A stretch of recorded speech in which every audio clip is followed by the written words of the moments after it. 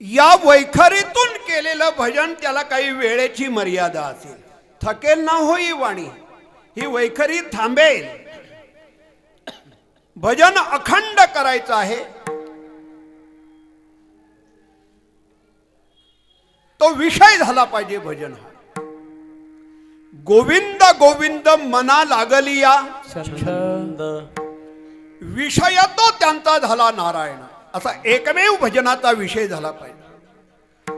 भजन हे साधन असं आहे, ते माणसाला अत्यंतिक सुख प्राप्त करून देत, परमानंदाची प्राप्ती आणि अत्यंतिक दुःखाची निवृत्ती यासाठी भजन आहे. विठ्ठल विठ्ठल.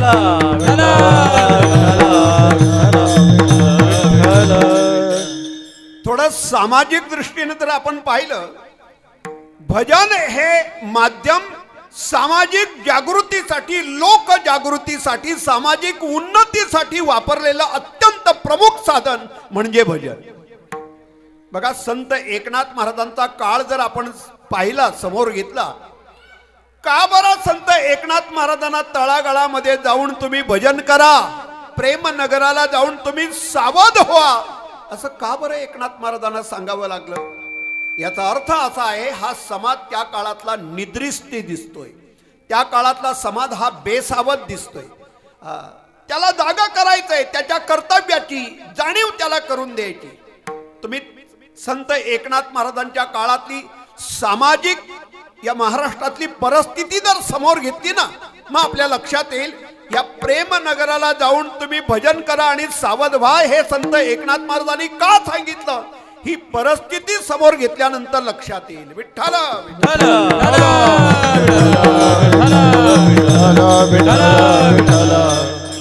मी एक 2-4 मिनिटाचा हा थोडा आढावा घेतोय. 1290 संत ज्ञानेश्वर महाराजांनी ज्ञानेश्वरीचं लिखाण पूर्ण केले. 1290. खरं म्हणजे ज्ञानेश्वरी लिहिण्याच्या अगोदर मराठीतला पहिला ग्रंथ, ज्ञानेश्वरीच्या 100 वर्ष अगोदर मराठीतला पहिला ग्रंथ तयार झाला, तो विवेक सिंधू. 1110 मुकुंदराज स्वामींनी 5 ग्रंथ लिहिले. एक पंचीकरण, परमामृत, मूलस्तंभ, त्याच्यानंतर विवेक सिंधू, हे जे मराठीतले पहिले 5 ग्रंथ आहेत, त्याच्यामध्ये विवेक सिंधू हा पहिला ग्रंथ आहे. पण ज्ञानेश्वरी मराठी भाषेवरती जो साज चढवला, खरे अलंकार, मराठी भाषेची गोडी, मराठी भाषेची उदारता, मराठी भाषेचं सौंदर्य, मराठी भाषेवरती चढवलेले जे अलंकार आहेत, चढवलेला जो साज आहे, तो पहिल्यांदा ज्ञानेश्वरीनं चढवला. म्हणून माऊलींची भाषा जर आपण पाहिली ना, माझा मराठा ते बोल कौतुके, अमृता ते पैजा जिंके. मराठीवरती पहिलं लेणं जर चढवलं असेल, खरा साज जर चढवला असेल, तर तो माऊलीनं चढवला. विठ्ठल विठ्ठल.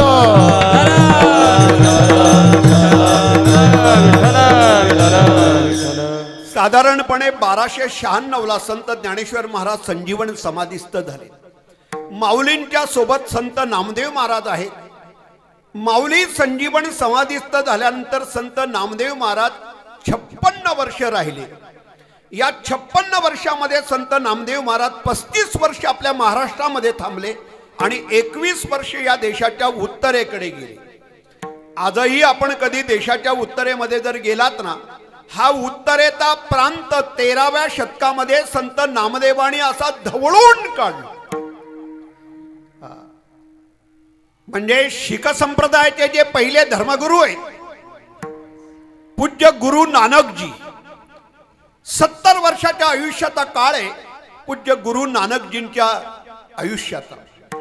म्हणजे 1469 ते 1539 हा 70 वर्षाच्या आयुष्याचा काळ पूज्य गुरु नानकजींच्या जीवनाचा आहे. आपण त्या परिसरामध्ये कधी जात नाही, पण पाकिस्तानमध्ये एक रावी नावाची नदी, या नदीच्या कडेला एक तलवंडी नावाचं गाव आहे.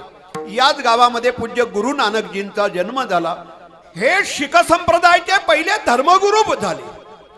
मी का हा मध्ये विषय काढला, त्याचं कारण असं आहे, अगोदर 13व्या शतकामध्ये हा संपूर्ण उत्तरेचा प्रदेश संत नामदेव महाराजांनी अक्षरशः भजनाने धवळून काढलाय. हरी भजनी हे ढवळिले जग सुख विलाला कळी काळा सुख विलाला कळी काळा. हरी भजनी ढवळिले जग सुख विलाला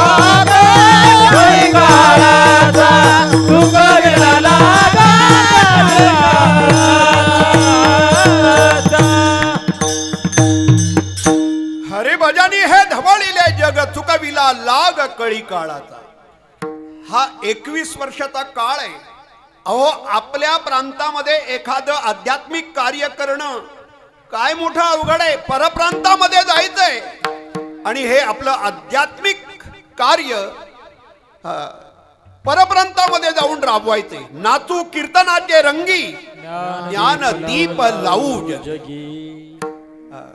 देशाच्या उत्तरेला जे घोमान नावाचं गाव आहे ना, या गावामध्ये संत नामदेव महाराजांनी आपलं प्रस्थान नेमकं आपला ठिकाणा मांडलेला आहे. बघा ना, आपण देशाच्या उत्तरेकडे ज्या हिमालयाच्या पर्वतरांगा आहेत ना, या हिमालयाच्या पर्वतरांगामध्ये 2 मुख्य पर्वत आहेत. एक सुलेमान पर्वत आणि एक हिंदकुश पर्वत. या 2 पर्वताच्या मधून जो रस्ता आहे त्याला बोलन खिंड म्हणतात किंवा त्याला खैबर खिंड म्हणतात. आतापर्यंत देशावरती जेवढी आक्रमणं झाली ती नेमकी या मार्गाने आक्रमणं झाली.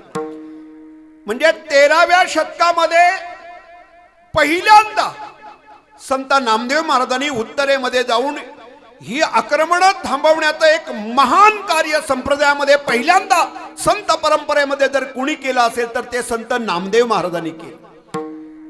म्हणजे अमृतसर पासून पठाणकोटकडे जाणारा जो रेल्वे मार्ग आहे, मध्ये एक बटाल नावाचं रेल्वे स्टेशन आहे आणि या बटाल स्टेशन पासून 17 किलोमीटर अंतरावरती एक घोमान नावाचं गाव आहे, जी नामदेव महाराजांची इथं बनलेली ही खरी कर्मभूमी. विषय वाढला असेल पण संत नामदेव महाराजांनी 13व्या शतकामध्ये जो गुरु ग्रंथ साहिबा हा जो 61 पदांचा ग्रंथ लिहिला, याचा प्रभाव आजही पंजाब प्रांतामध्ये या ग्रंथाचा प्रभाव पाहायला मिळतो. विठ्ठल विठ्ठल.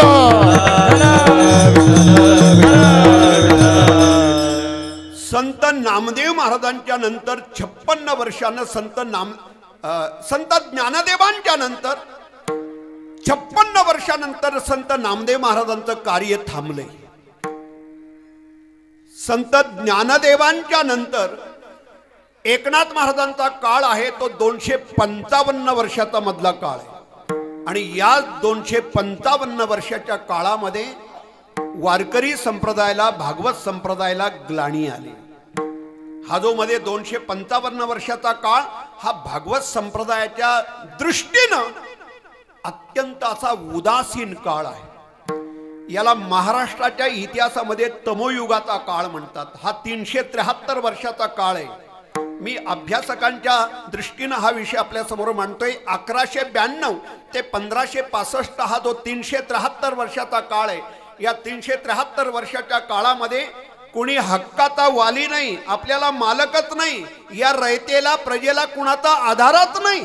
अशी आधाराविना ही जी प्रजा आहे, रयत आहे, ही आधाराविना अशी पोरकी झालेली आहे. ध्येय कळत नाही, उद्दिष्ट कळत नाही, आपल्या जीवनाचं प्रयोजन कळत नाही. संत तुकाराम महाराजांचे अभंग जर आपण पाहिले ना, महाराज किती आवेशानं बोलतात. धर्म तो न कळे, धर्म तो न कळे, धर्म तो न कळे, धर्म तो न कळे.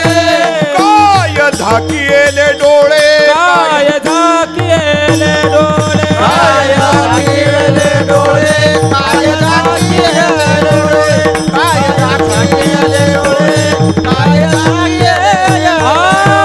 धर्म तो न कळे, काय झाकिले डोळे, काय झाकिले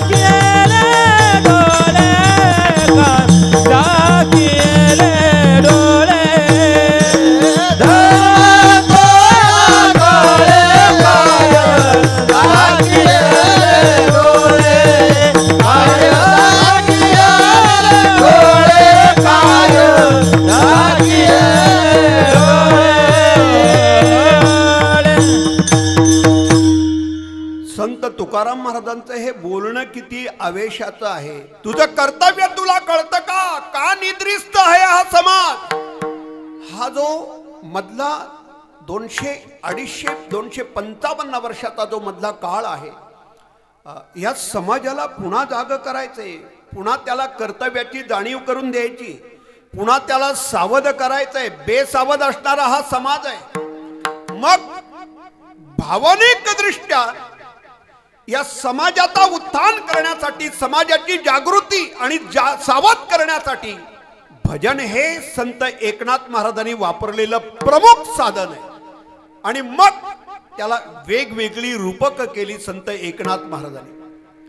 भागवत संप्रदायाला ग्लानी आलेला आहे. अर्थ लोपली पुराणे, नाश केला शब्दज्ञाने, विषय लोभी अवघी साधने बुडविली. ही त्या काळातली नेमकी निर्माण झालेली या महाराष्ट्रातली परिस्थिती. आणि पुन्हा या समाजाला सावध करण्यासाठी काही रूपक करावी लागली. त्याच्यामध्ये वासुदेवाचं रूपक असेल, त्याच्यामध्ये आंधळ्याचं रूपक असेल, त्याच्यामध्ये पांगळ्याचं रूपक असेल, कधी जोगी जोशी, कधी कधी एखादा मुका, एखादा बहिरा. आणि मग या रूपकातून संत एकनाथ महाराज साथ घालायला यायचे. कधी कधी वासुदेवाचं रूपक, वासुदेवाला रे वासुदेवाला, वासुदेवाला रे वासुदेवाला. काय म्हणायचा हा वासुदेव? तो वासुदेव म्हणायचा, डोळे झाकुणी रात्र करू नका, गातो वासुदेव मी ऐका, गातो वासुदेव मी ऐका, चित्त ठाई ठेवून भावी ऐका, चित्त ठाई भावनी ऐका, डोळे झाकुनी रात्र करू नका, डोळे झाकुनी रात्र करू नका. हे करिता पैसला सेले कागा, राम राम स्मरा, राम राम स्मरा, बैठला सेले कागा, राम राम स्मरा दे, राम राम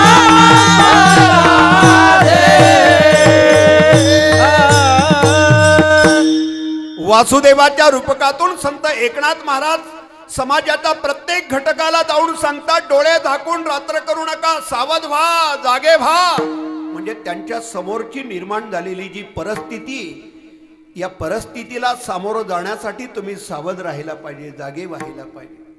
वासुदेवाचं रूप. एखादा दोषी यायचा, तो पहाटे येऊन जाग करायचा. मी आलो रायाचा दोषी होरा, ऐका दादानो. होरा म्हणजे संदेश. हा संतांचा संदेश घेऊन हा दोषी या समाजाला, तुम्हा आम्हाला जाग करायला आलाय, सावध करायला आलाय. कधी जोशी, कधी एखादा आंधळा, कधी पांगळा, कधी कधी एखादा मुका, कधी कधी बहिरा. बैरा झालो या जगी, बैरा झालो, बैरा झालो, बैरा झालो या जगी, बैरा झालो, बैरा झालो, बैरा झालो या जगी, बैरा झालो, बैरा झालो, बैरा झालो या जगी, बैरा झालो, बैरा झालो. गाई कीर्ती श्रवणी आली, आई साधू सेवा घडी आली, ते व्रते असून त्यागीने बैरा झालो, बैरा झालो या जगी, बैरा झालो, बैरा झालो, बैरा झालो या जगी, बैरा झालो, बैरा झालो, बैरा झालो या जगी, बैरा झालो, बैरा झालो, बैरा झालो.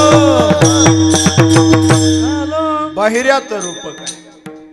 कारण सांगितल्या त्यामध्ये बहिरा झालो या जगी, पण का?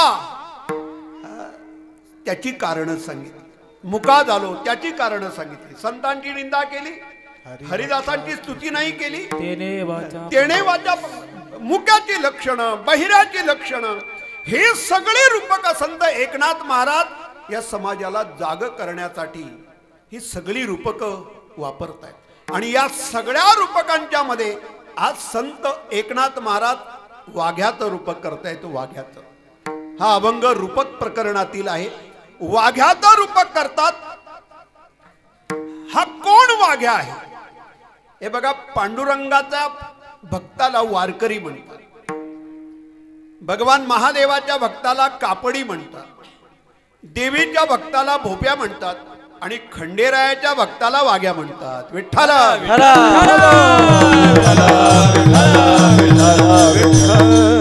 या वाघ्यामध्ये दोन प्रकार आहेत. एक अहम तत्वामध्ये गुंतलेला वाघ्या आहे आणि एक सोहम तत्वामध्ये गुंतलेला वाघ्या आहे. एक वाघ्या असा आहे तो अहम स्वरूपामध्ये अहम तत्वामध्ये गुंतलेला आहे. मी आहे, माझ्या मुलं होत आहे, मी आहे म्हणून सगळं चाललंय, या अहम स्वरूपामध्ये गुंतलेला एक वाघ्या. हा एक प्रकार आहे. बघा, श्रीमद भगवद्गीतेचा दुसरा अध्याय जर सांख्ययोग आपण जर पाहिला, पहिल्या अध्यायामध्ये अर्जुनाला विषाद झालाय आणि मग तो विषाद अर्जुनानं असा भगवान प्रभूंच्या समोर व्यक्त केला. या सगळ्या कौरवांशी तर मी युद्ध केलं, युद्ध करता करता तर माझ्या हातून त्यांना मृत्यू आला, तर हे सगळे पाप मला भोगावे लागतील. म्हणजे त्याला म्हणायचे हे युद्ध मी करणार आहे, मला करावं लागणार आहे. भगवान कृष्णाने श्रीमद भगवद्गीतेच्या दुसऱ्या अध्यायामध्ये सांख्ययोगामध्ये साधारणपणे 9व्या-10व्या श्लोकापासून जर आपण पाहिलं तर लक्षात येतं की त्या अर्जुनाला सांगितलेलं जे तत्वज्ञान आहे, म्हणजे हतबल झालेला अर्जुन, नाउमेद झालेला अर्जुन, आपल्या कर्तव्यापासून विमुख झालेला अर्जुन, त्याला पुन्हा युद्धाला प्रवृत्त करायचे, त्याला कर्म करण्यासाठी प्रवृत्त करायचे. आणि हतबल झालेल्या व्यक्तीला, माणसाला, नाउमेद झालेल्या माणसाला पुन्हा कर्म करायला प्रवृत्त करण्यासाठी जे तत्वज्ञान आहे ते श्रीमद भगवद्गीतेचं तत्वज्ञान. हे 18 दिवसापुरतं कदाचित असेल. राम रावणाचं युद्ध 72 दिवस चाललं. महाभारतामध्ये कौरव पांडवांचं युद्ध हे 18 दिवस चाललं. आता हा आपला स्वतंत्र विषय नाही खरा, म्हणजे 42.5 लाख सैन्य एका वेळेला, म्हणजे साधारणपणे 48 कोसाचं ते मैदान आहे. अलीकडच्या भाषेमध्ये 150 किलोमीटरचं मैदान आहे कुरुक्षेत्राचं. आणि या 150 किलोमीटरच्या मैदानावरती, 48 कोसाच्या मैदानावरती पांडवांचं 11 औक्षणी सैन्य, 7 औक्षणी सैन्य आणि कौरवांचं 11 औक्षणी सैन्य मिळून 18 औक्षणी सैन्य एकमेकाशी झुंज देणार आहे. मिळून हे 42.5 लाख सैन्य एकमेकाशी झुंज देणारी ही त्या काळातली परिस्थिती. आणि मग भगवान कृष्णाने अर्जुनाचा रथ आणून मधोमध उभा केलाय. हातातलं गांडीव नावाचं शस्त्र त्यांनी खाली टाकून दिलंय. रथातून खाली उडी मारली, डोक्याला हात लावलेत, अंगाला कंब सुटलाय, घाम सुटलाय, तो शोक करू लागलाय. आणि मग हतबल झालेल्या, नाउमेद झालेल्या अर्जुनाला पुन्हा काम करण्यासाठी, पुन्हा युद्ध करण्यासाठी, कर्म करण्यासाठी त्याला प्रवृत्त करण्याचं तत्वज्ञान म्हणजे गीतेचं तत्वज्ञान. आता ते 18 दिवसाचं आहे, आपल्या वाट्याला आयुष्यभराचं आहे. रात्रंदिवस आम्हा युद्धाचा प्रसंग, दिवस आम्हा युद्धाचा प्रसंग, अंतर्बाह्य भेद विराग,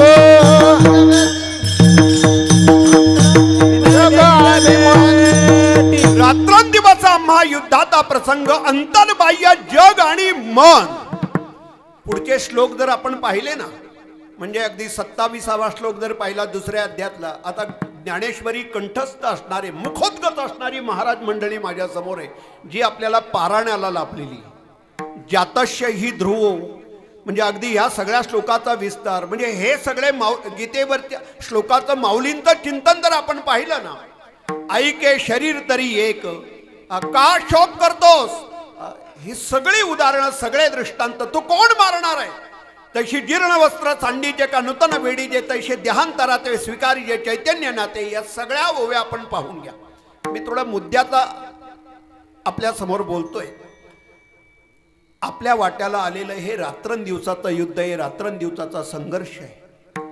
आज प्रत्येक माणूस जीवनामध्ये नाउमेद झालाय. प्रत्येक माणूस आपल्या जीवनामध्ये हतबल झाला. माणसं निगेटिव्ह बनत चालली सध्या, निगेटिव्ह. का कोण जाणे. तुम्हाला माहिती आहे, शरीराचे आधार माणसाला कमी आहेत, मनाचे आधार माणसाला सध्या जास्त आहेत. आणि मनाच्या व्याधीवरती इलाज कुठे आहे बाजारामध्ये. मनाची व्याधी दूर करायची असेल तर त्याला तुका म्हणे येथे भजन प्रमाण, नाम साधना, नाम चिंतन म्हणजे सदा नाम घोष करू हरी कथा, नाम घोष करू हरी कथा, नाम घोष करू हरी कथा, नाम घोष करू हरी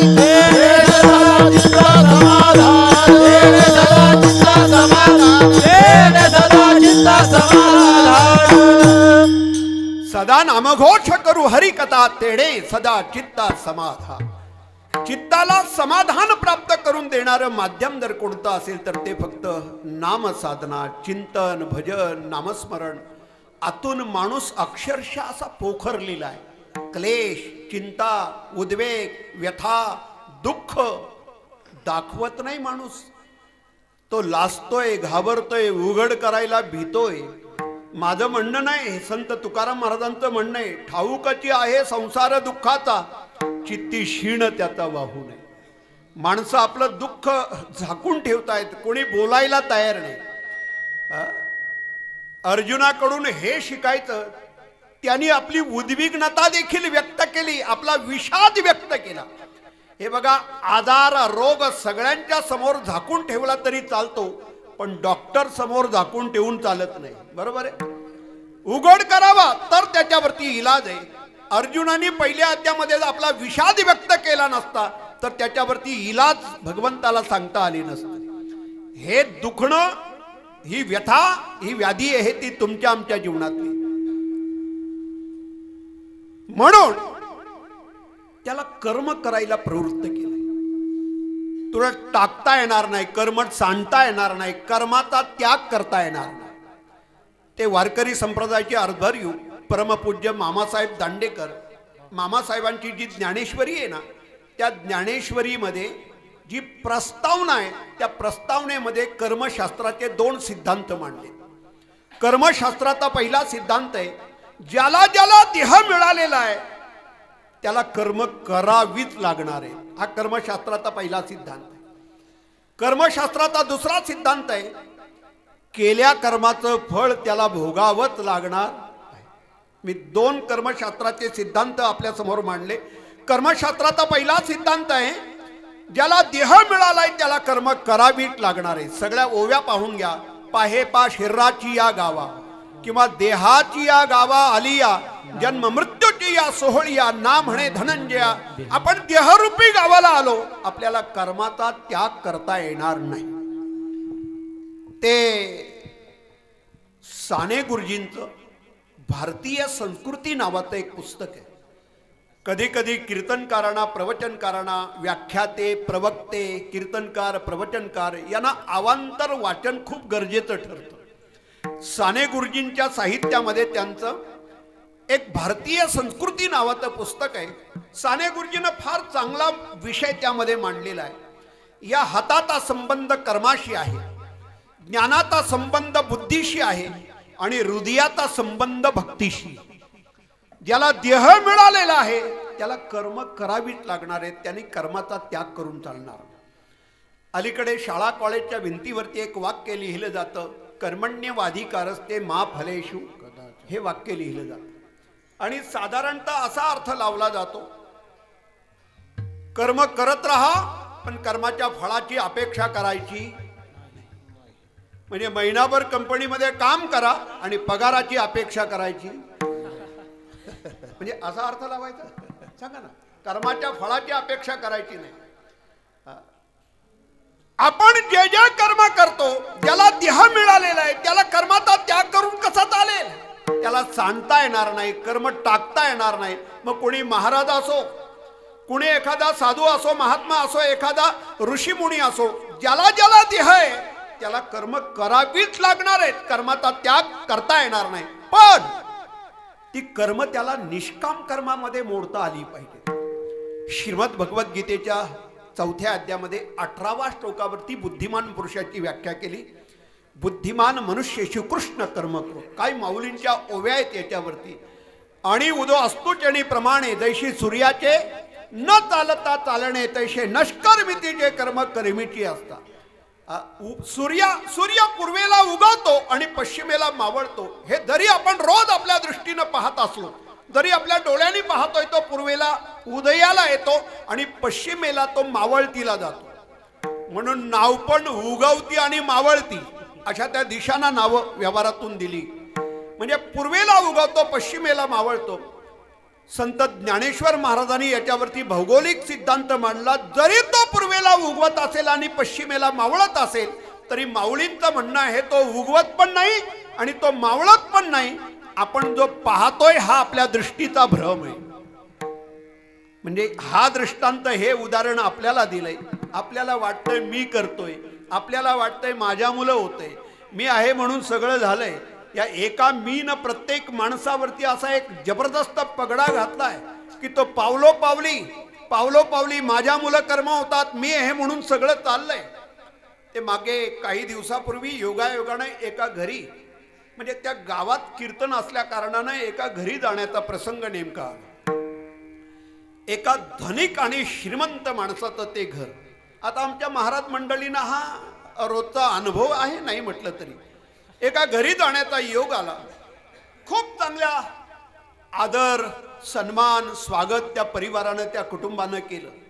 आम्ही 2-4 मंडळी तिथे बसल्यानंतर अगदी उंचीचे सोफे काय, बसण्याची जागा काय, समोर त्या टीपॉयवरती काही 2-4 असे डिश, 2-4 ती ताटं, 2-4 प्लेट असे ड्रायफ्रूट काय, फळं काय, हे सगळं लगेच 5 मिनिटामध्ये तयार. थोड्या वेळानं प्रसादाचा जेवणाचा योग आहे. मी सगळी महाराज मंडळी अशी जेवायला बसली. पंचपक्वानाचं भरलेलं ताट प्रत्येकाच्या पुढे आलं. म्हणजे असं वाटलं हे सगळं मोजायला घेतलं तर ते असे संख्येनं संपूर्ण ताट असं भरलेलं. म्हणजे पंचपक्वानाचं ताट ते भरलेलं समोर आलं. सगळ्यांनी वदनी कवळ घेता हे सारं म्हणून झालं आणि सगळ्यांनी आपलं जेवण करायला सुरुवात केली. जेवण करायला सुरुवात केली आणि ती भगिडी, थोडं कमी करावं, शिटी मागते बघा. कुठला शिटी मागते?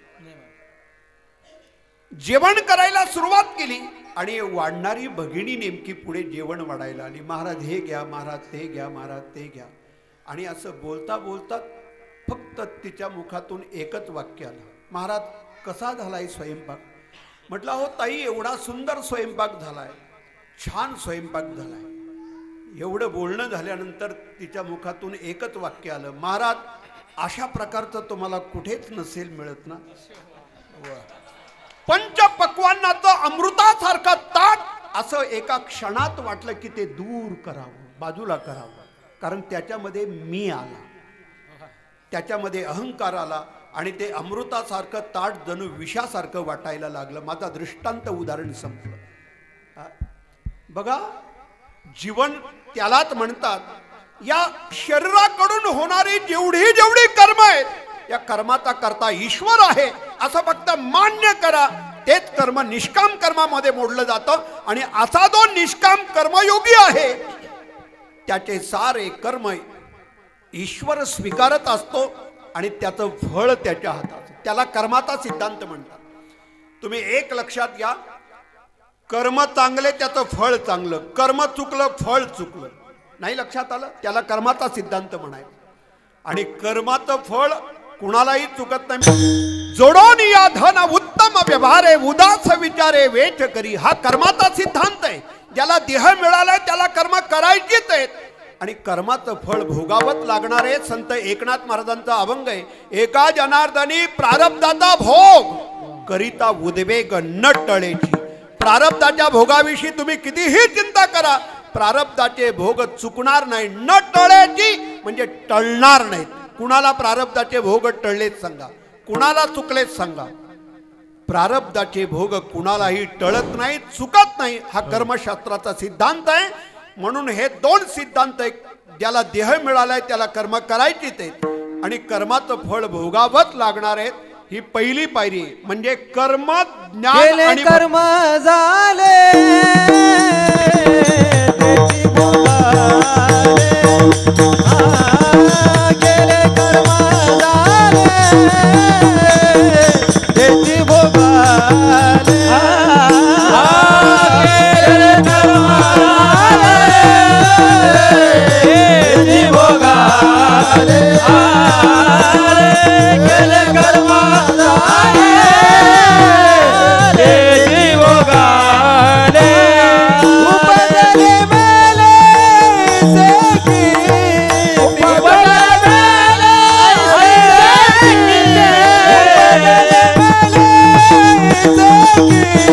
उपजले मेले गेले मुखी गाला हार पडे देता. हरी मुखी गाता हार पडे देता. हरी मुखी गाता हार पडे देता. हरी मुखी गाता हार पडे देता.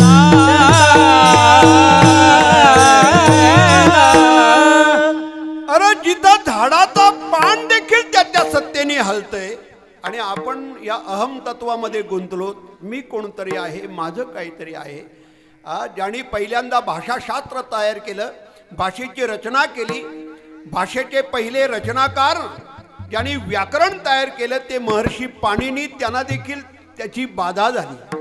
महर्षी पाणिनी एका गंगेमध्ये स्नानाला गेले. स्नान करत असताना प्रवाहाच्या म्हणजे गंगेच्या किनाऱ्यापासून 3 हात पुढे गेले.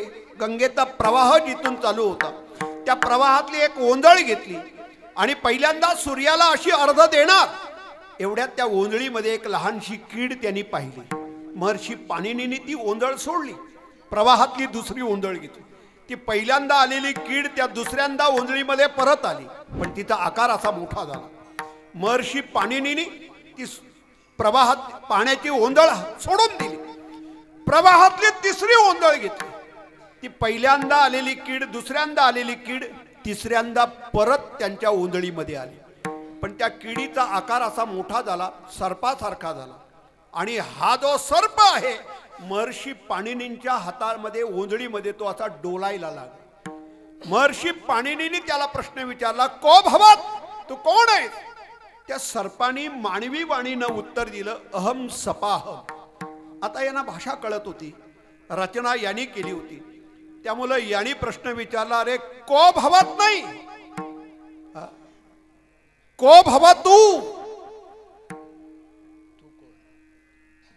त्या ओंजळीमध्ये असणाऱ्या सर्पानी उत्तर दिलं, तुम्ही प्रश्न विचारताना उकार गाळला म्हणून मी उत्तर देताना रफार गाळला.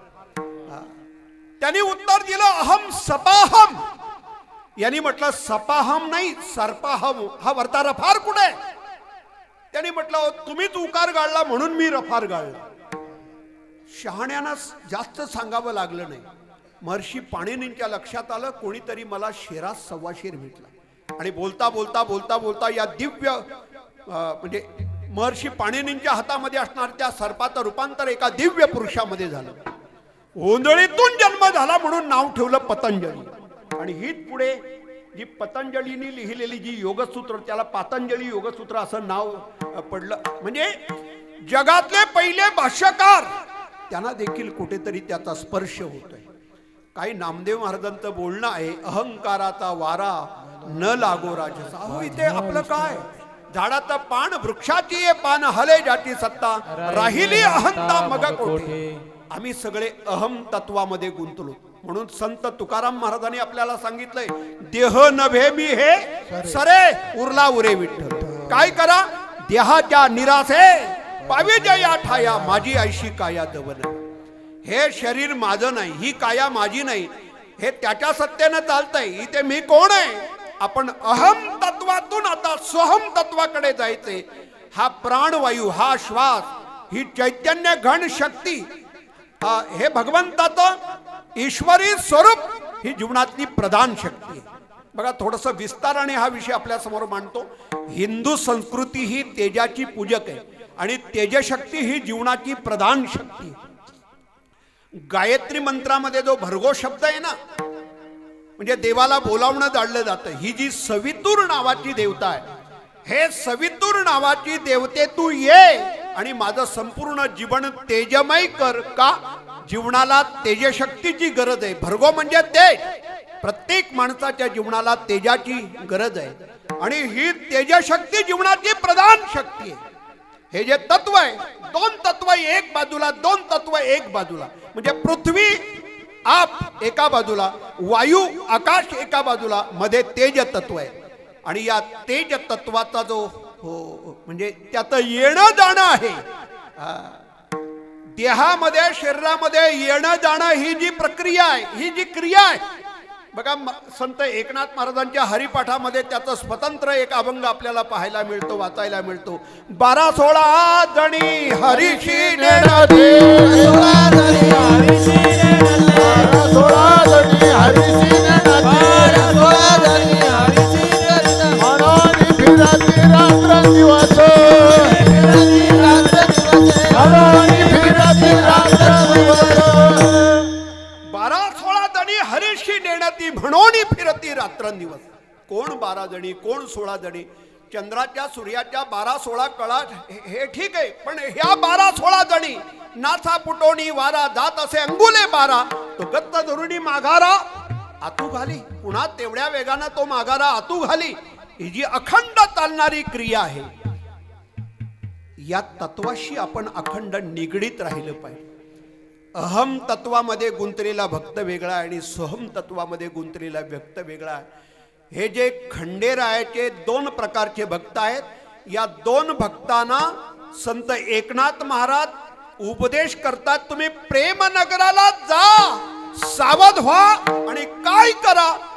भजन करा. भजन अभंगाच्या पहिल्या चरणात. अहं वाघा सोहं वाघा प्रेमनगर वारे, अहं वाघा सोहं वाघा प्रेमनगर वारे, अहं वाघा सोहं वाघा प्रेमनगर वारे, अहं वाघा सोहं वाघा प्रेमनगर वारे,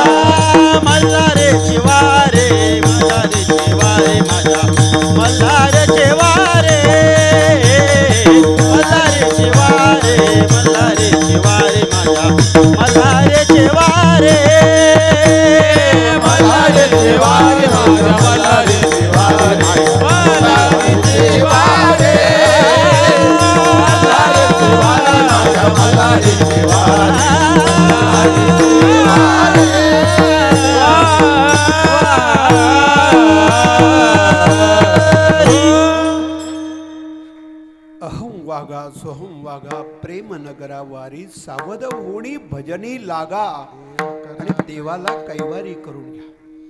त्या प्रभूला त्या देवाला जर कैवारी करून घ्यायचं असेल तर तुम्हाला भजन हे प्रमुख साधन प्रेमनगराला जाऊन ते करावं लागेल, म्हणजे तो आपला कैवारी होईल. कैवारी मागे पुढे उभा राहे सांभाळीत आलिया आघात निवाराया. हे नातं त्याच्याशी आपण जोडायचंय. पण तो भजनाचा भोक्ता आहे. कुठेही असा, तुम्ही कामात असा, व्यवसायात असा, जॉबवरती असा, कुठे नोकरीला असा, भजनासाठी काय लागतंय सांगा ना. असाल ते करा जेथे तेथे, पण काय तुका म्हणे काय कामामध्ये काम काही माना ना प्रमाण. असाल ते करा जेथे तेथे, नामाचे चिंतन प्रकट पसारा. असाल ते करा जेथे तेथे, कामामध्ये काम काही म्हणा राम राम, पण जिथं असाल तिथं ते करा. एकच नामचिंतन करा. तुकाराम महाराजांनी तर मागणी मागितली देवाकडे, चिंतनाची जोडी हाची लाभ करू. देवा मला चिंतनाची जोड दे. काळ सारावा चिंतने, एकांतवाची गंगा स्नाने, देवाच्या पूजने प्रदक्षिणा तुळशीच्या. म्हणून प्रेमनगराला जाऊन भजन करा, हे संत एकनाथ महाराजांचं हे आग्रह बोध आहे. आपल्या भजनामध्ये, आपल्या साधनेमध्ये, आपल्या चिंतनामध्ये काही प्रतिबंध करणारे घटक असतात. काही घटक आपल्या भजनाला उत्तेजित करतात आणि काही घटक आपल्या भजनाला प्रतिबंध करतात. कसं आहे, प्रतिबंध करणारे घटक बाजूला करायचे असतात आणि उत्तेजित करणारे घटक आपल्याला जवळ करायचे असतात. तुमच्या लक्षात येत असेल तर बघा, संत तुकाराम महाराजांचा प्रसिद्ध अभंग आहे, हित व्हावे तरी स्वल्पविराम आहे. थोडा स्वल्पविराम द्यायचं, थांबायचं आणि मग म्हणायचं दंभ दुरी ठेवा. दंभ हा हिताला प्रतिबंध करणारा घटक आहे, त्याला दूर ठेवा. बरोबर आहे की नाही. हे बघा, तांदळामध्ये जर खडे असतील तर ते निवडावे लागतात. बरोबर आहे ना. जास्तीतून कमी निवडायचं असतं का कमीतून जास्त निवडायचं असतं ना. म्हणजे ही संत तुकाराम महाराजांनी सांगितलेली निवड पद्धत आहे. हो, माझे गडी कोण कोण निवडा, म्हणजे जास्तीतून कमी निवडायचं असतं. बरोबर. तांदळातून खडे निवडता का खड्यातून तांदूळ निवडता? तांदळातून खडे. बोलताना काय बोलता? तांदळातून खडे. तांदूळ निवडायचे. निवडता खडे ये मृत्यूलोकीचे उफराटे. निवडता खडे, बोलतात तांदूळ निवडायचे. ठीक आहे, काही हरकत नाही. खडे हा प्रतिबंध करणारा घटक आहे, म्हणजे तो दूर करायचा असतो. मला एवढंच सांगायचंय, खडे हा प्रतिबंध करणारा घटक. अहो, पिकाला प्रतिबंध करणारा घटक म्हणजे तण. बरोबर. समजा कीर्तन चालू आहे, या कीर्तनाला काही उत्तेजित करणारे घटक आहेत आणि काही प्रतिबंध करणारे घटक आहेत. प्रतिबंध करणारे घटक, कीर्तन चालू आहे आणि कीर्तनाच्या समोर बसणारे कोणी श्रोते जर कीर्तनात समोरासमोर जर जांभया देऊ लागले तर समजायचं हा कीर्तनाला प्रतिबंध करणारा घटक आहे. कीर्तनामध्ये पुन्हा पुन्हा भजन करणं हा उत्तेजित करणारा घटक आहे. म्हणून कीर्तनकार कोणी असो, 5 मिनिटांनी 10 मिनिटांनी आपल्याला भजन करण्यासाठी आग्रह करतो. बोला विठ्ठल विठ्ठल बोला, विठ्ठल विठ्ठल बोला. लोकांनी असं डोकं चालवलं, या महाराज मंडळींना पुढचं आठवत नाही ना, म्हणून भजन करायला. काय कुणाचं डोकं कसं चालेल? अहो, विठ्ठल विठ्ठल विठ्ठल विठ्ठल बोलणं हा आपल्या जीवनाला उत्तेजित करणारा घटक आहे. त्या पुण्यामध्ये डॉक्टर अविनाश इनामदार, हे मानसोपचार तज्ञ डॉक्टर अविनाश इनामदार यांनी काही वर्षापूर्वी असं सर्च केलं की विठ्ठल विठ्ठल विठ्ठल हा जो मंत्र आहे त्यातला मधला जो डबल ठ आहे, विठ्ठल बोलताना त्या डबल ठचा स्पर्श थेट त्याच्या हृदयाला होतो आणि हृदयाची स्पंदनं वाढली जातात.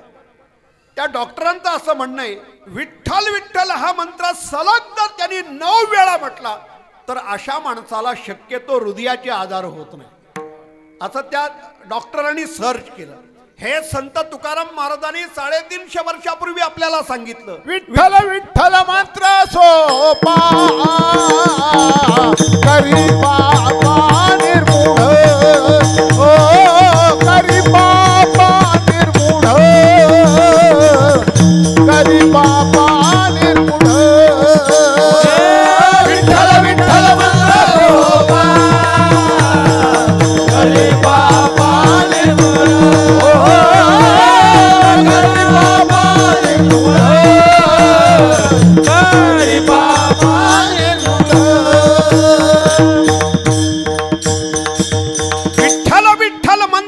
सोपा आणि करी पापा निर्मूळ. पापांपासून निर्मूलन करणारा विठ्ठल हा सगळ्यात सोपा मंत्र आहे, सोपा. म्हणून तो उत्तेजित करणारा घटक आहे. काही घटक आपल्याला उत्तेजित करतात आणि साधनेला चिंतनाला काही घटक प्रतिबंध करतात. प्रतिबंध करणारे घटक बाजूला करायचे, उत्तेजित करणारे घटक आपण जवळ करायचे. आपल्या साधनेला आपल्या भजनाला प्रतिबंध करणारा घटक जर कोणता असेल तर इच्छा हा घटक आपल्याला प्रतिबंध करतो. आज इच्छेच्या आहारी इच्छेच्या मागे चाललेला माणूस एक दिवस तो संपेल, पण इच्छा कधी कोणाची संपली नाही आणि थांबली नाही. रावणाचं उदाहरण आपण कथा कीर्तनामध्ये ऐकत असतो. आम्ही महाराज मंडळी रावणाचं उदाहरण देतो. 14 चौकड्याचं राज्य असणारा, तुका म्हणे याची संपदा एवढी सांगाती कवडी गेली नाही. एवढा वैभव असणारा रावण, त्याच्याही म्हणे 3 इच्छा अपूर्ण राहिल्या. स्वर्गाला शिडी लावेल, खाऱ्या पाण्याचा समुद्र गोडा करेन आणि या सुवर्ण नगरीला सुगंध आणेल. रावणाच्या या 3ही इच्छा अपूर्ण राहील. हे रावणाचं उदाहरण तुम्हाला कदाचित हे जुनं वाटेल. अलीकडच्या मंडळींना थोडीशी लेटेस्ट आधुनिक काळातली उदाहरणं द्यावी लागतात. तुम्हाला मायकल माहिती आहे का? मायकल काय काय तो? वाह, काही सगळ्यांनाच माहिती. मी मायकलचं चरित्र वाचायला घेतलं ना, मला एक गोष्ट त्याच्या चरित्रातून खूप आवडली. बाकी काही फारसं आवडलं नाही, पण एक गोष्ट आवडली. तो मायकल खूप महत्वाकांक्षी, तो खूप ध्येयवादी. हा तो मायकल आहे ना, तो मुळातच काळा आहे, त्याला गोरं व्हायचंय. तो कुरूप आहे, त्याला सुंदर दिसायचंय. आणि काळा असणारा मायकल गोरं करण्यासाठी, चांगलं दिसण्यासाठी त्यांनी त्याच्या शरीरावरती 20 वेळा सर्जरी केली. त्यांनी शरीरावरती 20 वेळा ऑपरेशन केलेत आणि तो काळ्याचा गोरा झाला. काय ध्येय आहे त्याचं. मला एक गोष्ट त्याची आवडली. मला 150 वर्ष जगायचंय अशी त्याची महत्वाकांक्षा आहे. आता हे शक्य आहे का हो? पण त्याची महत्वाकांक्षा आहे, मला 150 वर्ष जगायचं. त्याला दिलेलं जेवण हे 2 लॅबमध्ये टेस्ट करून दिलं जायचं. का? मृत्यू येऊ नये म्हणून. त्याच्या सभोवताली प्रत्येक प्रकारचे डॉक्टर, कुणी हृदयाचा असेल, कुणी नाक कान घसा, कुणी त्वचा, अशा प्रत्येक प्रकारचे 12 डॉक्टर 24 तास त्याच्या सभोवताली बसलेले असायचे. मृत्यू येऊ नये म्हणे. वयाच्या 45व्या वर्षी अतिशय दुःखानं त्याला मृत्यू आलाय. त्याचा शेवट एवढा असह्य दुःखानं झालाय. मला हे म्हणायचं आहे, कितीही माणूस महत्वाकांक्षी असो, त्याच्या इच्छा पूर्ण होतीलच. राजा सिकंदराचं उदाहरण घ्या. इतिहासातला राजा सिकंदराचा हा ग्रीक देशाचा प्रशासक आहे, सार्वभौम राजा आहे. जग जिंकण्याचं त्याचं स्वप्न आहे. आपल्या हिंदुस्थानमध्ये तो 19 महिने राहिलाय. राजा सिकंदर हा आपल्या देशामध्ये 19 महिने राहिला. त्याने इराण घेतलं, अफगाणिस्तान घेतलं, पाकिस्तान घेतलं. आपल्या देशाच्या सरहद्दीवरती येऊन उभा राहिला. तत्काळामध्ये आपल्या देशाचा पूर्वा नावाचा राजा, त्याचा आणि राजा सिकंदराचं घनघोर युद्ध झालं. या युद्धानंतर त्यांनी दोघांची मैत्री झाली, तह झाला. आणि मग राजा सिकंदराने इच्छा व्यक्त केली, मला हिंदुस्थानमध्ये यायचं, मला हिंदुस्थानमध्ये थांबायचं. तो 19 महिने राहील. राजा सिकंदराचे गुरु अरस्तू नावाचे गुरु तो भेटायला गेला. मी जग जिंकायला निघालोय. काय स्वप्न आहे त्याचं? मला 150 वर्ष जगायचं आहे अशी त्याची महत्वाकांक्षा आहे. त्याच्या 3 इच्छा होत्या राजा सिकंदराच्या. त्याचं म्हणणं होतं, त्याला जो 33व्या वर्षी मृत्यू आलाय ना, त्याच्या मृत्यूची 2 कारणं सांगितली इतिहासामध्ये. त्याला मलेरिया झाला आणि दुसरं कारण झालं सांगितलंय, त्याला विषप्रयोग करून मारण्यात आलं. राजा सिकंदराचा इतिहास आहे. ही 2 कारणं मृत्यूची आहेत. वयाच्या 30व्या वर्षी त्याला मृत्यू आला. त्याची पहिली इच्छा आहे, माझ्या या आजारातून जर कोणी डॉक्टर मला बरे करू शकले नाही, कोणी वैद्य या आजारातून जर मला बाहेर काढू शकले नाही, तर या सगळ्या डॉक्टरनी, सगळ्या वैद्यांनी माझ्या मृत्यूच्या नंतर मला खान घालायचा. त्याची इच्छा आहे.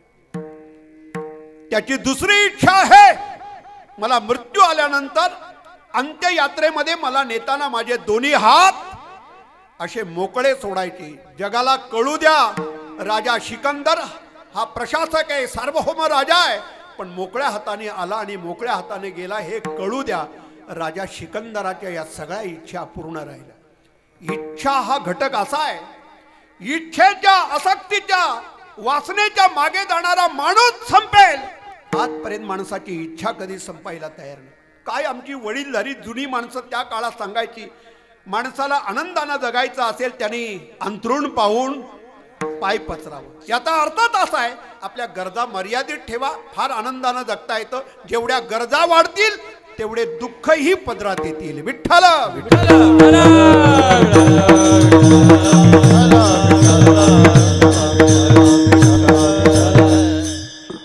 हा त्याचं, तो त्याचं, तो त्याचं. बघा ना, प्रत्येक माणूस दुसऱ्याचं सुख पाहतोय. व्यवसाय करणारी माणसं म्हणतात उद्योग करणाऱ्यांचं बरं आहे, उद्योग करणारे व्यवसाय करणारे म्हणतात नोकर वर्गाचं बरं आहे. हा त्याचाच पाहतो, तो त्याचा आनंद पाहतो, तो त्याचं सुख पाहतो. हा प्रत्येक माणूस दुसऱ्याला सुखी म्हणते. तुमचं चांगलं आहे बाबा, तुमचं चांगलं आहे. मला वाटतं अलीकडे तर सगळीच लोक म्हणतात बुवांचं बरं आहे बाबा, आणि महाराज खरंच बरं आहे, खरंच बरं आहे. काय पर्वणी आहे, पिकली पंढरी नाही पिटीला डांगोरा असं म्हणायचं आहे. कारण बस आनंद आहे. म्हणजे अखंड नामस्मरणामध्ये चिंतनामध्ये जर आयुष्याचा काळ जात असेल तर याच्यापेक्षा दुसरा आनंद कशात आहे. अहो याच्या व्यतिरिक्त महाराजांचं प्रमाण की एरती माईके दुःखाची जडती नाही आधी अवसान. काय दुःख जीवनामध्ये शोधलं तर दुःखाशिवाय काय. अरे 1000-2000 हजाराचा मोबाईल पुढे घेऊन आपला फोटो काढणारा आपल्याला म्हणतो अरे थोडं तरी हसा. 2-4 हजाराचा मोबाईल आहे तो आपल्याला म्हणतो. म्हणजे त्यालाही आपलं तोंड पाहिल्यानंतर टेन्शन येतं. फोटो काढणाऱ्याला आपला चेहरा पाहिल्यानंतर त्याला टेन्शन येतं, याचा 13 दिवसाचं सुतक अजून फिटले काय नाही फिटलं. तो आपल्याला म्हणतो अरे थोडं तरी हसा. म्हणजे जीवनातला आनंद, जीवनातलं हसणं आपण गमावलंय. कुठेच आपण तो आनंद गमावून बसलोय. आज माणसाला गरज आहे ती जीवनामध्ये सुखाची, आनंदाची गरज आहे. जीवनातला आनंद आणि समाधान, सुख मिळून देणारं एकमेव साधन जर या कलियुगामध्ये कोणतं सांगितलं असेल तर कलियुगी उद्धार हरीचा लागोनिया पाया विणवितो तुम्हाला करे टाळी बोला मुखेनं. कारण आपल्या इच्छेला कधीही आवर घालता येणार. दिवसेंदिवस आपल्या इच्छा, अपेक्षा, आकांक्षा वाढतच जातात. कोण आवर घालणार. म्हणून हा घटक आहे ना, या इच्छारूपी घटकाला संत एकनाथ महाराजांनी एक उपमा दिले मुरळीची. ही जी मुरळी आहे या मुरळीची उपमा दिली. आणि मुरळीची उपमा देऊन हिला जर आळा घालायचा असेल तर ज्ञानरूपी दिवटीमध्ये सद्गुरूनं दिलेल्या बोधाचं तेल होता. सद्गुरूनं दिलेल्या बोधाचं तेल ओतून ही दिवटी एकदा महाद्वारात लावली की मग या इच्छेला आळा घालता येईल. अभंगाच्या दुसऱ्या इच्छा मुरळीस पाहू नका पडाल नरकाद्वारी, पडाल नरकाद्वारी.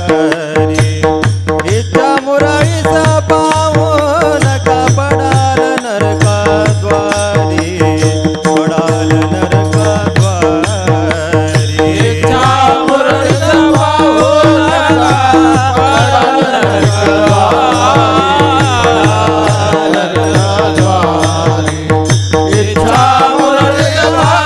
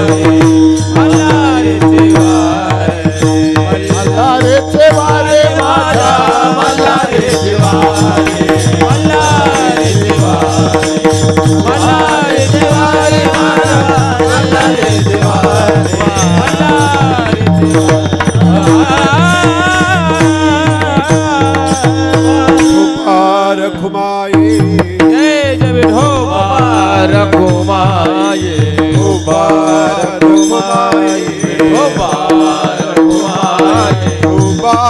रखुमाये विठोबा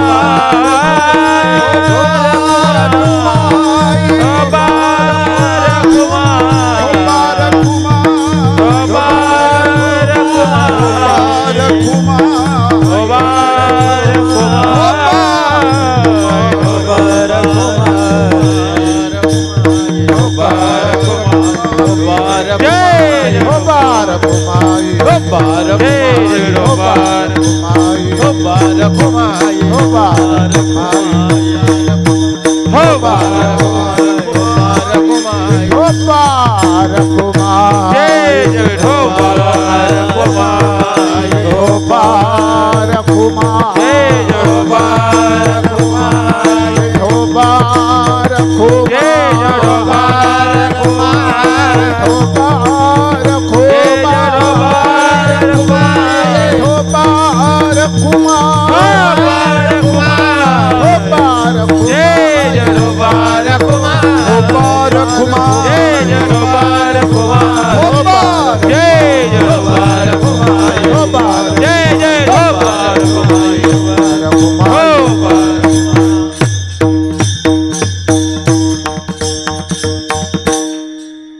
इच्छा मुरळीचं पाहू नका पडाल नरकद्वारी हा परिणाम आहे. म्हणून बोध बुदली ज्ञान दिवटी उजळा महाद्वारी. शेवटी एकनाथ महाराज आपल्याला एक रोडग्याचं नैवेद्य दाखवायला सांगतात. आत्मनिवेदन भरीत रोडगा निवतील हरोहरी एका जनार्दनी धन्य खंडेराव त्यावर कोणता वारी. मग तो भगवान प्रभू काय करेल, आपल्यावरती असा एक कुंचा धरेल आणि आपलं रक्षण करेल, आपलं संरक्षण करेल.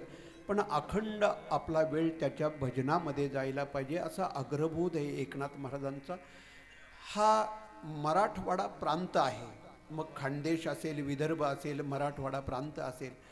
संत एकनाथ महाराजांनी आपल्या प्रांताला अनुसरून वापरलेली भाषा आहे. त्यामुळं साधारणपणे ही भाषा, अभंगातले शब्द हे कळायला समजायला आपल्याला थोडा त्या प्रांताचा अनुभव आधार घ्यायला पाहिजे.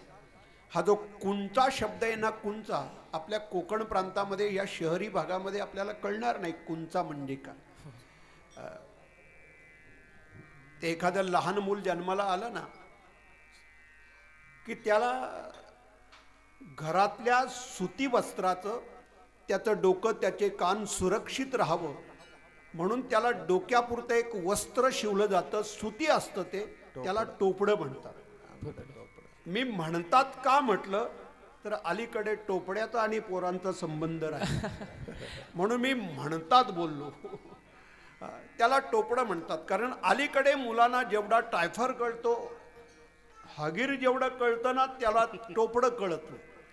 वास्तविक जे आपल्याला सुरक्षित ठेवणार आहे ते वस्त्र, तो पेहराव आता कमी झाला. हे टोपडं शिवलं जातं त्याला.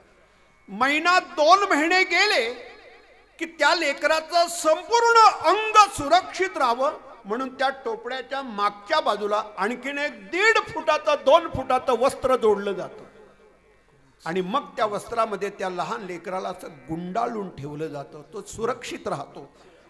त्याला वापरलेला शब्द आहे कुंचा. त्याला म्हणतात कुंचा. या कुंचामध्ये तो भगवान पांडुरंग, पंढरीराया, खंडेराय तो या भक्ताला असं सुरक्षित ठेवेल. पण त्याला रोडग्याचा नैवेद्य दाखवायला पाहिजे. हा रोडगा नावाचा मेनू आहे. मग मराठवाडा असेल, खानदेश असेल, विदर्भ असेल, हा रोडगा 5 वस्तूंचा बनवला जातो. बरोबर. मला काही फारसं माहिती नाही, मी एक आपला आधार घेऊन सांगतोय. मी काय प्रत्यक्षात तो अजून खाल्लाही नाही. पण 5 वस्तू, मग पीठ असेल, गव्हाचं बाजरीचं पीठ असेल, ज्वारीचं पीठ असेल, त्याच्यामध्ये तेल असेल, पाणी, असं बनून तो 5 वस्तूंचा रोडगा बनवला जातो. मला तो रोडगा माहिती नाही, पण हा 5 वस्तूंचा बनवलेला रोडगा माहिती. पृथ्वी, आप, तेज, वायू आणि या 5 तत्वांचा बनलेला हा रोडगा दिवसेंदिवस रोडगा बनत चाललाय. अहंकाराने अहंकाराने हा रोडगा बनलाय. आपल्याला त्याचा नैवेद्य दाखवायचंय म्हणजे देह समर्पिजे देवा भार काहीच न घ्यावा. होईल आगवा तुका म्हणे आनंद. देवाला विनंती करायची रोज आणि देवाला सांगायचं देवा आता ऐसा करी उपकार देहाचा विसर पाडी मदत. कारण याचा विसर पडल्याशिवाय त्याचा आठव होणार नाही. आम्हाला त्याचा आठव का नाही? याचा अखंड आठव आहे म्हणून त्याचा विसर आहे. एकदा याचा विसर पडला की शिल्लक राहतो देव माझा आणि मी देवाचा, एवढंच शिल्लक राहतो. म्हणून आज सध्या स्थितीला माणसाला नैतिक शिक्षणाची गरज आहे. अलीकडे प्रत्येक मुलं ही पुस्तकी ज्ञानामध्ये बरं आपल्या अपेक्षा पण कशा आहेत बघा ना मुलांच्याकडून. 90च्या पुढे चालला पाहिजे, 98% 99% मध्ये तुला येता आलं पाहिजे, या रेंजमध्ये या यादीमध्ये तुझा नंबर लागला पाहिजे. प्रत्येक आई वडिलांची त्या मुलांच्याकडून अपेक्षा आहे. नैतिक शिक्षणाकडे पाहत नाही.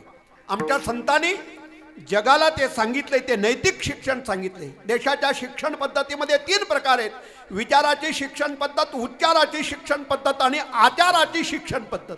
ही आचाराची शिक्षण पद्धत म्हणजे शिक्षण पद्धतीतला हा नैतिक प्रकार आहे.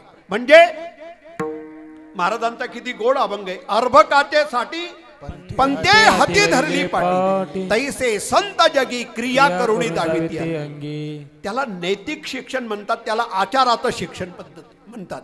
मला एक मागच्या आठवड्यामध्ये एका भगिनीने प्रश्न विचारला. म्हणे महाराज माझा मुलगा लहान आहे पण तो अखंड दिवसभर हातामध्ये मोबाईलच घेतो. त्याला जेवताना मोबाईल लागतो, बसताना मोबाईल लागतो, झोपताना मोबाईल लागतो. रात्री 1-1, 2-2 वाजेपर्यंत तो मोबाईल हातात खालीच ठेवत नाही. जेवायचं जरी असेल तरी डाव्या हातात मोबाईल आणि उजव्या हातातला घास त्याच्या तोंडात भरवावा लागतो. मोबाईल शिवाय राहतच नाही. मी म्हटलं ताई तुम्हाला राग येणार नसेल तर बोलू का? मी त्या ताईला बोललो हो. मी त्या ताईना म्हटलं ताई तुम्हाला राग येणार नसेल तर बोलू का?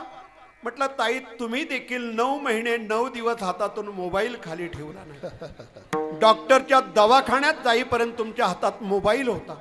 त्यावेळेला जर ताई तुमच्या हातात ज्ञानेश्वरी असती ना, त्यावेळेला जर तुमच्या हातात गाथा असती ना, तर आज मुलांनी ज्ञानेश्वरी आणि गाथा वाचली असती. तुम्हाला छत्रपती शिवाजी महाराज जन्माला यावा असं वाटतं, पण त्या अगोदर तुम्ही जिजाई व्हायला पाहिजे, राजमाता जिजाऊ मासाहेब बनायला पाहिजे, तर छत्रपती शिवाजी महाराजांची अपेक्षा करा.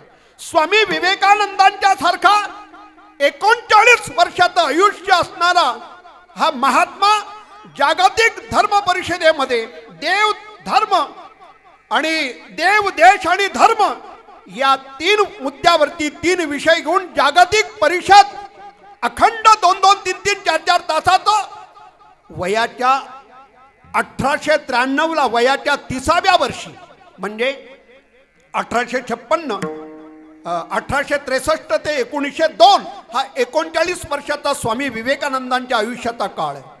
आपल्या पोटी स्वामी विवेकानंद जर जन्माला यावे असं वाटत असेल तर ताई तुम्ही पहिल्यांदा विद्यावती आई बनावं लागेल, तर स्वामी विवेकानंद जन्माला येतील. आम्हाला अपेक्षा आहेत पण आमचं जीवन हे नैतिक शिक्षणाचा स्वीकार करायला तयार नाही.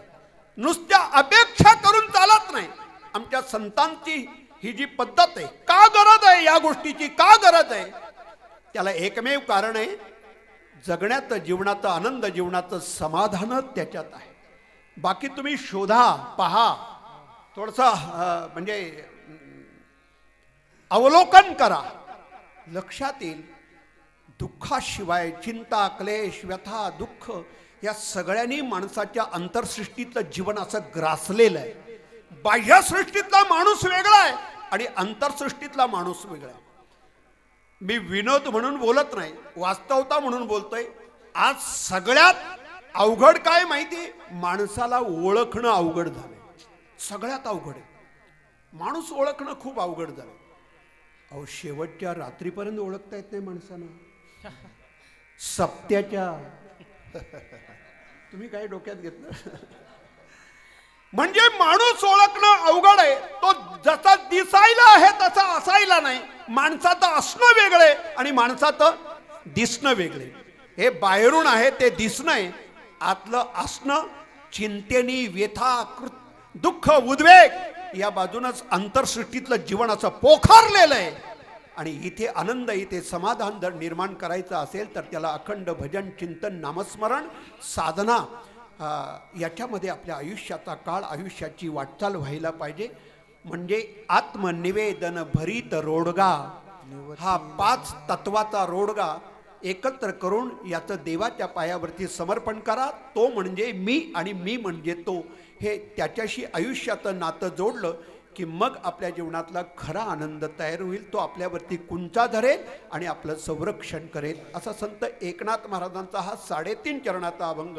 अभंग कीर्तनाला घेतल्यानंतर तुम्ही टाळकरी, गाणारे, वाजवणारे या सगळ्यांच्याकडे पाहिलं. तुमचे चेहरे पाहिल्यानंतर माझ्या लक्षात आलं तुम्ही सगळे माझ्यावरती नाराज झालेत.